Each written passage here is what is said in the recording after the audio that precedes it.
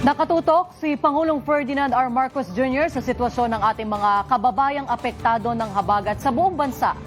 Siniguro ng Pangulo na maaabutan ng tulong lalo na ang mga nasa malalayong lugar. Live mula sa Malacanang, nakatutok si Harley Valbuena. Harley, ano-anong naging aksyon ng gobyerno sa epekto ng habagat? Zarina, siniguro ni President Ferdinand R. Marcos Jr. na handa ang gobyerno sa epekto ng habagat.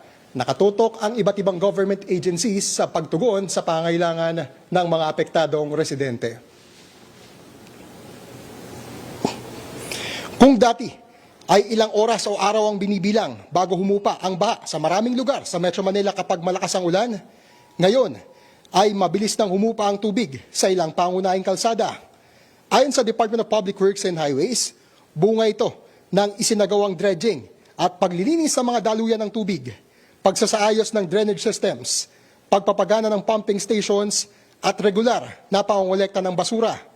Hindi rin anya ganun kalala ang baha sa Kamanava area at pinuri ito mismo ng Pangulo. Tiniyak ng DPWH na magpapatuloy ang interventions laban sa baha at hihilingin na ang pondo para sa flood management at flood mitigation projects sa 2027 national budget. Ang Department of Social Welfare and Development naman ay may nailabas ng mahigit 54,000 family food packs at 39.37 million pesos na humanitarian assistance. Meron ding naka-standby na 254,000 non-food items at 1.6 billion pesos standby funds. This is the largest stockpile the country has since we started doing this system. We keep on growing it. Alinsunod na rin sa utos ng ating Pangulo to make sure that we've pre-positioned before typhoon, earthquakes, volcano, or any type of disaster happens.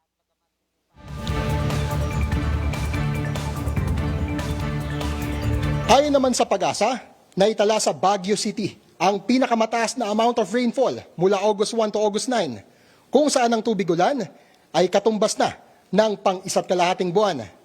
Inaasahan namang gaganda na muli ang panahon sa mga susunod na araw.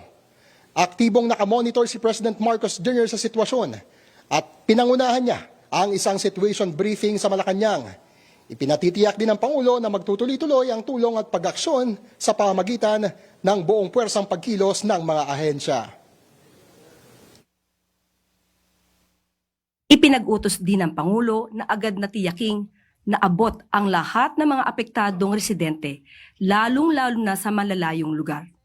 Siniguro rin ng Pangulo na mabigyan ng tulong ang lahat ng mga apektado, kabilang na yung mga residenteng nakabalik sa kani-kanilang tahanan mula sa mga evacuation centers.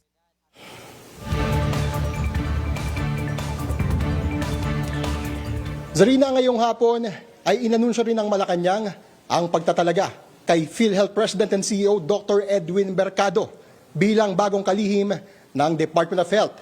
Papalitan niya si outgoing DOH Secretary Dr. Jose Pujalte Jr. na wala pang isang buwan mula nang maupo sa pwesto. Zarina? Maraming salamat, Harley Valbuena.